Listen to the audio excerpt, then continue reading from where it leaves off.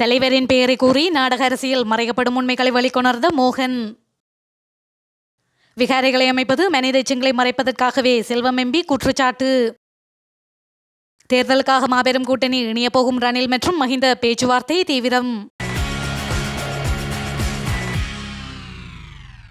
யாழ்ப்பாணம் திருநெல்வேலியில் உள்ள விடுதியிலிருந்து 12 வயது சிறுமி சடலமாக மீட்கப்பட்ட சம்பவத்தில் சிறுமியின் அம்மம்மா கொலை குற்றச்சாட்டில் நீதிமன்றத்தில் முற்படுத்தப்பட உள்ளதாக தெரிய வருகின்றது.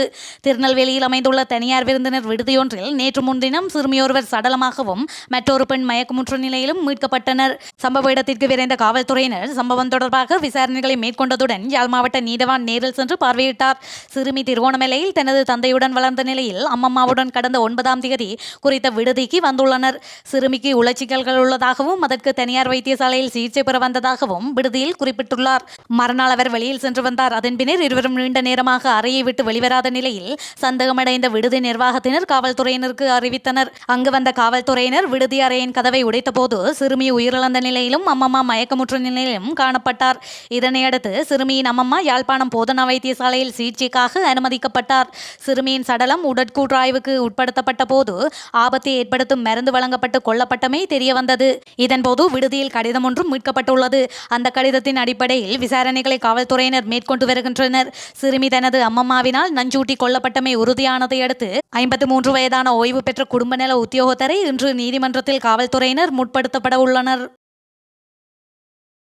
ஐக்கிய நாடுகள் சபையின் மனித உரிமை பேரவையின் 54வது கூட்டத்தொடர் ஆரம்பிக்கப்பட்டுள்ள நிலையில் இலங்கை அரசு மீண்டும் தனது பொறுப்புக்கூறல் மறுப்பு முகத்தை வெளிப்படுத்தியுள்ளது. மேற்குலக நண்பர் என வர்ணிக்கப்படும் ரணில் விக்ரமசிங்க தலைமையிலான அரசிலிருந்து பொறுப்புக்கூறல் குறித்த மறுப்பு வருவது வியப்பான விடயமில்லை என்ற போதும் இன்னமும் ஐக்கிய நாடுகள் மனித உரிமை பேரவையில் ஈழத்தமிழர்களின் விடயம் கையாளப்படுகின்ற விதமே ஸ்ரீலங்கா அரசு ஈழத்தமிழ் இனத்திற்கு எதிராக மேற்கொள்ளும் இன அழிப்பை ஊக்குவிக்கும் விதமாக அமைவதே அதிர்ச்சியானது. ஐக்கிய நாடுகள் சபையின் மனித உரிமை பேரவையின் 54வது கூட்டத்தொடர் கடந்த செப்டம்பர் மாதம் 11ஆம் நாளன்று ஆரம்பமாகியது. அக்டோபர் மாதம் 13ஆம் தேதி வரையில் இடம்பெறும் பேரவையின் கூட்டத்தொடரில் ஐக்கிய நாடுகள் மனித உரிமைகள் ஆணையாளர் வோல்கர் டர்க் அவர்களின் இலங்கை தொடர்பான அறிக்கை உறுப்பு நாடுகளின் பார்வைக்குமானவை. அத்துடன் குறித்த அறிக்கை தொடர்பான ஊடாடும் கலந்துரையாடல்கள் கூட்டத்தொடரில் எதிர்பார்ப்பை ஏற்படுத்தியது. கடந்த காலத்தில் பேரவையில் நிறைவேற்றப்பட்ட அறிக்கை தொடர்பில் மீள் வலியுறுத்தலும் இந்த அமர்வில் இலக்காயிருந்தது. பேரவையில் பதில் உயர்ஸ்தானிகர் நாடா அல் நஷீப்பின் உரையும் அதனைத் தொடர்ந்து உறுப்பு நாடுகள் மற்றும் மனித உரிமைகள் சிவில் சமூக அமைப்புகளின் பிரதிநிதிகளின் உரையும் இடம்பெற்றன. மனித உரிமை பேரவையின் ஆரம்ப நாள் நிகழ்வின் போது செம்மையாக்கப்படாத அறிக்கைகள் முன்வைக்கப்பட்டது. அத்துடன் இக்கூட்டத்தொடரில் புதிய தீர்மானங்கள் எதுவும் நிறைவேற்றப்படாத போதும் ஐக்கிய நாடுகள் மனித உரிமைகள் ஆணையாளர் வோல்கர் டர்க் அவர்களின் அறிக்கை இலங்கை அரசுக்கு அழுத்தம் ஏற்படுத்தும் விதமாக அமையும் என்ற எதிர்பார்ப்பும் காணப்பட்டது. இதேவேளை போர் முடிந்து 14 வருடங்கள் ஆகின்ற போதும் பாதிக்கப்பட்ட பல்லாயிரம் குடும்பங்களுக்கு உண்மை மற்றும் நீதி தீர்வு என்பன கிடைக்கவில்லை என்று ஐக்கிய நாடுகள் மனித உரிமைகள் ஆணையாளர் தனது வருடாந்த அறிக்கையில் கூறியிருந்தார். பொறுப்பு கூறல்களை நிறைவேற்றுவதில் இருந்து இலங்கை தொடர்ந்தும் தவறி வருவதாகவும் போர்க்குற்றங்கள், அண்மைய மனித உரிமை மீறல்கள், ஊழல் மற்றும் அதிகார துஷ்பிரயோகம் என்பவற்றின் மூலம் பொறுப்பு கூறல்கள் மீறப்பட்டுள்ளமை நன்கு புலப்படுவதாக ஐக்கிய நாடுகள் மனித உரிமைகள் ஆணையாளர் வோல்கர் டர்க் தனது அறிக்கையில் கூறினார்.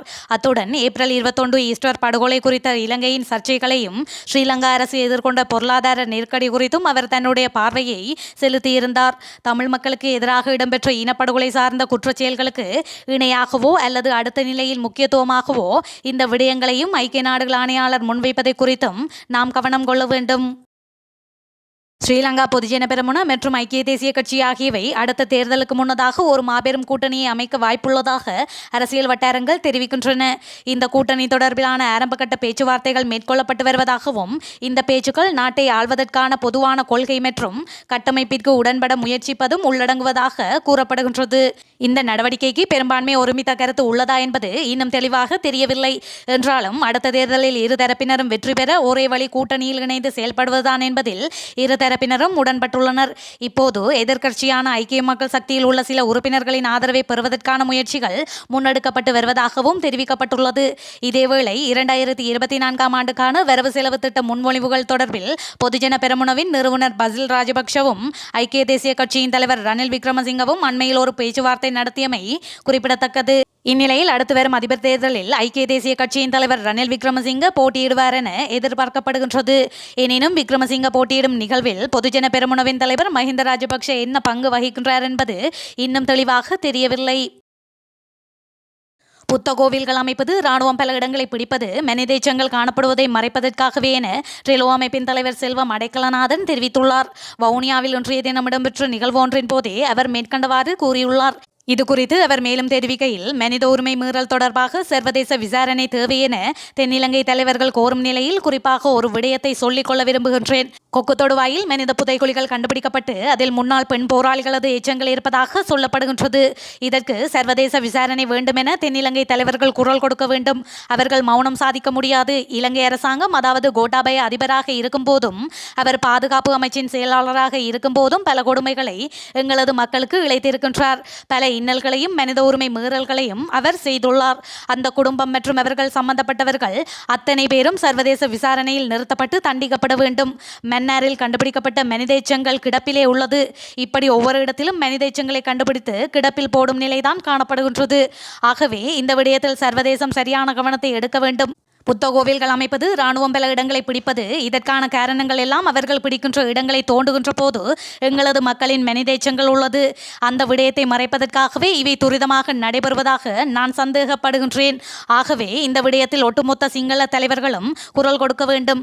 சர்வதேச விசாரணையை தமிழ் மக்கள் கோருகின்றார்கள். அந்த வகையில் மனித உரிமை மீறல்கள் ஈடுபட்டவர்கள் தண்டிக்கப்படும் வகையில் தென்னிலங்கையில் உள்ளவர்களும் மனசாட்சிப்படி நடக்க வேண்டும் என தெரிவித்தார்.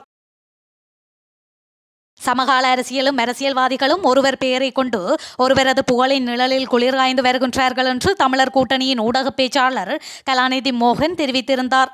கடந்த கால நினைவு மீட்டல்கள் பற்றி பேசுகையில் முன்னாள் மாகாண சபை உறுப்பினரான சிவாஜிலிங்கத்தையும் நினைவு கூறி ஒரு விடயத்தை முன்மொழிந்திருந்தார். விடுதலை புலிகளின் தலைவன் பிரபாகரனின் பெற்றோர்களில் ஒருவர் உயிரிழந்த வேளையில் அவர்களை பொறுப்படுத்தி ஈமை கிரியைகளை செய்ய முன்வராத பாவம் செய்த அரசியல்வாதிகள் தான் இந்த தமிழ் அரசியல்வாதிகள் என்றார். அந்த வேளையிலே பொறுப்படுத்து அந்த கடமையை செய்து முடித்த சிவாஜிலிங்கம் ஐயாவை பிரபாகரன் துரத்தி அடித்ததையும் விலாவாரியாகவே சொன்னார். ஆனால் அவர்கள் இன்று பிரபாகரனின் பெயரை கூறி அரசியல் செய்யும் நாடகதாரிகளாக இருக்கின்றார்கள் என்றும் அவர் கூறினார்.